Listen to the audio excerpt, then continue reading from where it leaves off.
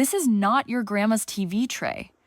To get started, take the tray outside and sand down the legs to refresh the wood and remove any rough surfaces. For the top, I'm using an orbital sander to create a smooth surface for painting.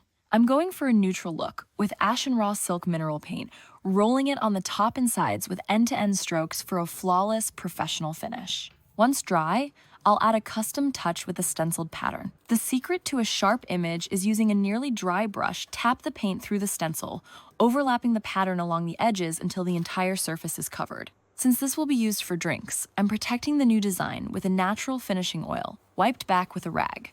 The result is a stunning side table that blends perfectly with modern decor. However, that's just one example. Here's more.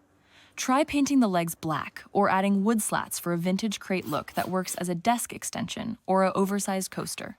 This coffee-themed side table looks gorgeous as an accent piece holding my plants and is also perfectly themed to serve up my coffee.